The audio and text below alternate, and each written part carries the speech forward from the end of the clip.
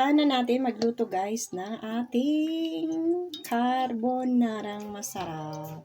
Diba? Unahin muna natin yung bawang guys. At isunod na natin yung sibuyas. At saka natin halo-haloin siya. Ayun. Ayan. Pinapulahin natin ng konti lang guys. Para hindi siya masunog.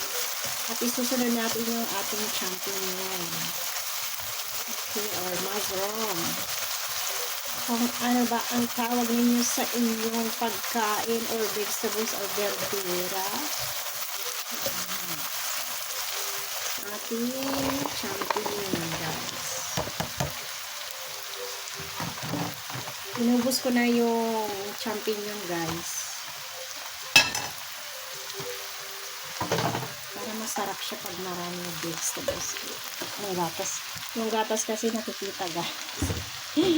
Yung fresh milk na ilalagay natin.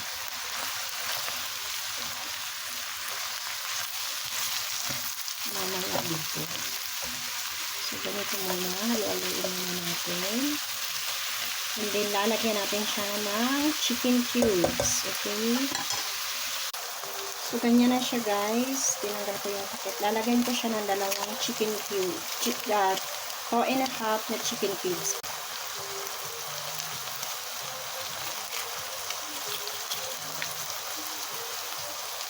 And then, 2.5. Okay?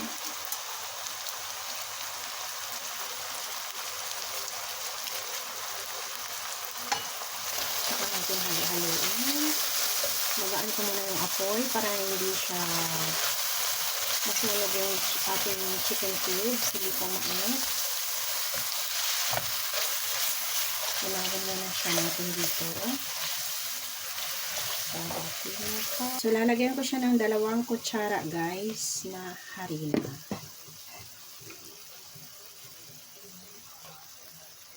Lalagay ko na yung ating all-purpose cream or nata ang tawag namin dito. Ganyan. Tapos sisimutin natin siya guys. So, lalagyan ko siya ng fresh milk dito sa loob. Okay? Dali lang. Yan guys, nilagay ko na yung dito. Sinimot ko siya. Tapos halo-haloin natin siya ng dahan-dahan lang. Para matunaw yung kanyang harina nilagay natin. Okay? Dahan-dahan, ganyan. At hindi pa, lagyan natin ulit ng sarap. Asin or pag matabang asin.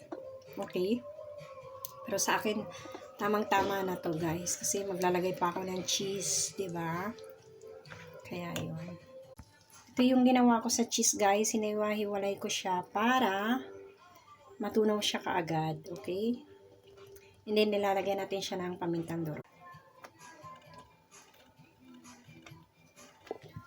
At ilalagay na natin yung ating pasta dito. Diba? Lagay na natin guys. At ito na nga guys, at pinalo-halo ko na. Hindi ko na pakita sa inyo kasi alam nyo ba, wala akong katulong mag-video. Ngayon, tinawag ko yung anak ko, kaya ito, halo-halo ko na guys. At super duper sarap to. Ipapatakim ko sa aking kayamanan. Dinagdagan ko guys ng konting keso kasi sabi ng anak ko medyo matabang daw.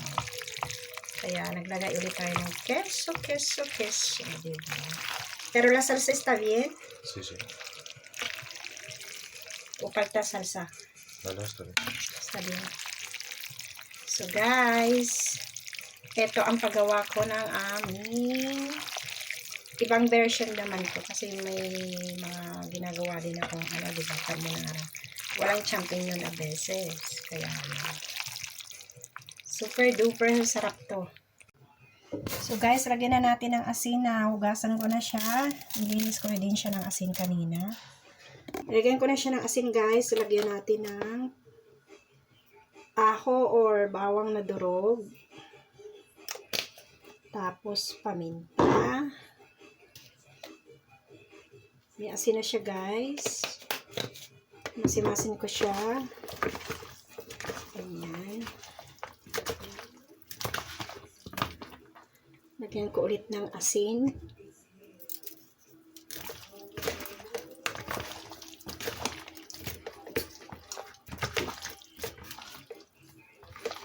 Tapos isasawsaw natin sa saharin, guys, para masarap pag prito, di ba? Yan.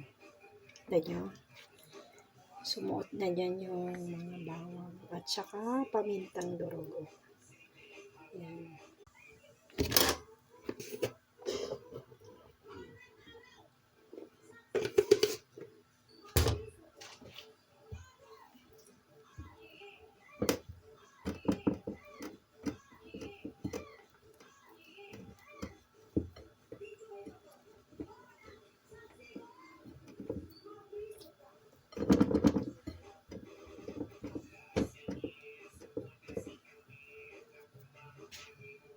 Guys, super init na ng ating mantika. Ilagay na natin yung ating iprituhin na manok. Super duper sarap.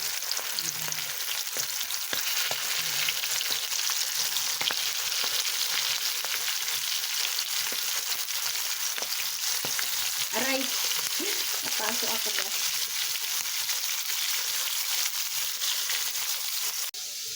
At syempre, habang tayo nagpipito ng ating inunang prinitong manok, ay syempre tapusin na natin to, guys.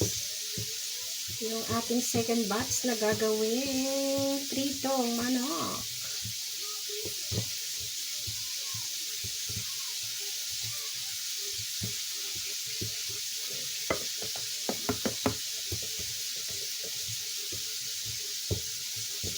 Yan lang naman, napakasimple ng ating ulam ngayon, ang ating pagkain, di ba? Guys, kasimple. At napakasustansya. At healthy din naman. Kung hindi natin aaraw-arawan naman itong pagpritong manok, di ba? Hindi naman pwedeng araw-araw tayo kakain ito, guys. Paminsan-minsan lang naman. At wala naman masyadong tabato kasi tinanggal ko rin yung hindi tayo masyadong kakapitan ng masyadong cholesterol. Kasi tinatanggal ko ang balat, guys.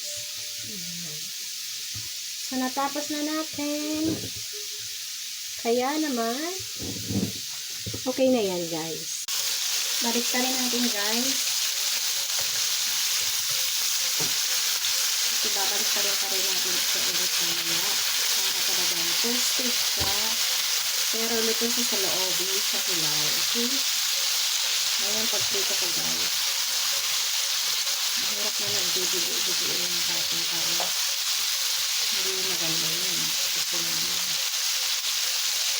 Magaling mabulok yung karne kapag hilaw, guys. Kapag nagbibigo-bigo. Magaling kapitan ng bakterya.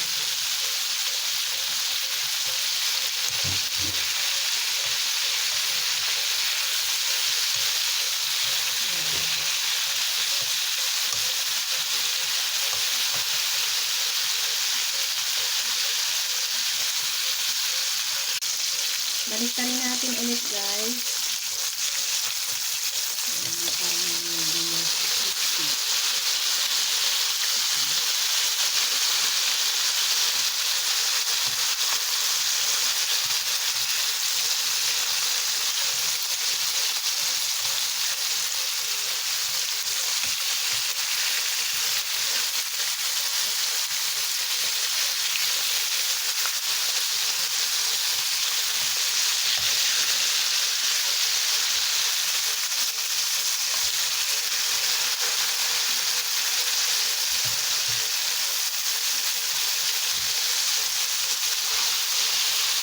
Maraming sarap.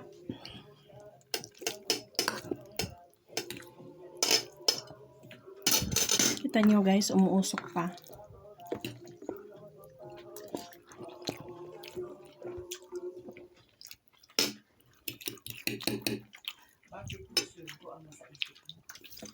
Harap.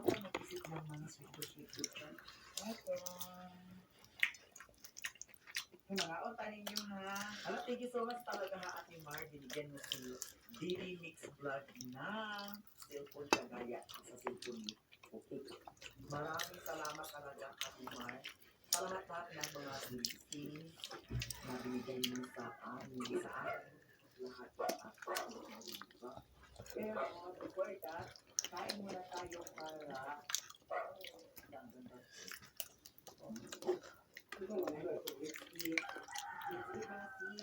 masarap ang ulam kasi ito ay paksiw na tulingan Maraming salamat po sa panunood, lalo na po ang mga silent viewers ko at syempre yung mga pagmamahal nyo sa akin. Maraming salamat po. Syempre, subscribe na rin kayo or mag-follow na rin po kayo sa aking Facebook account, ang Gigi Voicing. So maraming salamat po at ingat po kayo lagi. Lagi ko nga sinasabi kapag lalabas ng bahay ay dalhin pa rin si Mr. at si Miss Pasensya para buhay laging masaya. At syempre lagi po tayong manalangin sa Panginoong Kristo. Tibayan po natin ang ating paniniwala sa Kanya dahil siya lang po ang pwedeng makatulong sa atin anumang problemang darating sa atin, maliit o malaki man yan.